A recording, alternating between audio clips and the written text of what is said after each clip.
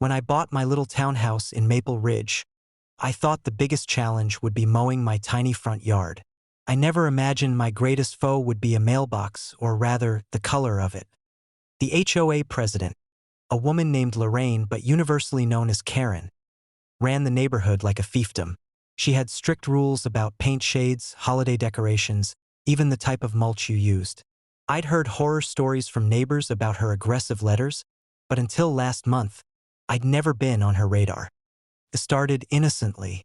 My old mailbox had rusted through, so I replaced it with a sleek matte navy blue one I found online. I didn't think twice about the HOA rules. After all, who cares what color your mailbox is?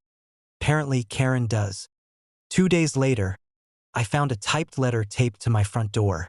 "Dear resident," it began, "you are in violation of the community guidelines, section 3.2.1, approved mailbox colors. You have 72 hours to correct this violation, or further action will be taken." I rolled my eyes, tossed the letter in the recycling bin, and went about my week. On the 4th day, I came home from work to find Karen standing on my lawn, glaring at the mailbox like it had personally insulted her. "You were warned," she hissed, arms crossed. "I don't think a blue mailbox is a crime," I said, unlocking my door. "Well," she said, pulling out her phone, "we'll let the authorities decide." I laughed, assuming she was bluffing. She wasn't.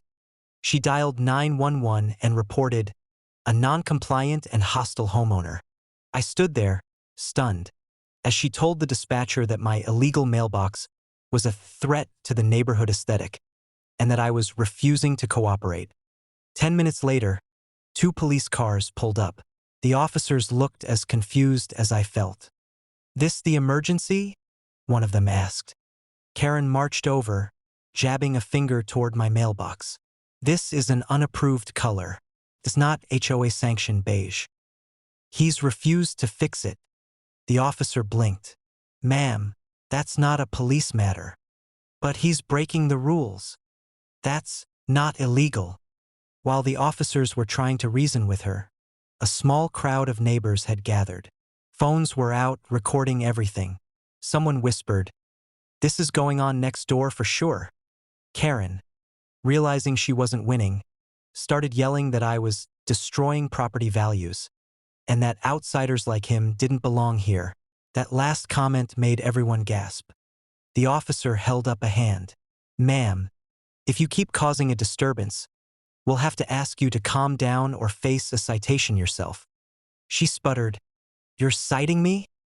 "Calling 911 over a mailbox color is a misuse of emergency services," he said flatly. The crowd chuckled. She turned bright red and stomped back to her house without another word. A week later, at the HOA meeting, several neighbors demanded she step down as president for embarrassing the neighborhood. By the end of the night, she'd resigned. Now, every time I walk past my perfectly legal navy blue mailbox, I smile. It's more than just a box for mail. It's a symbol of standing up to ridiculous control. And Karen? She avoids eye contact whenever she sees me.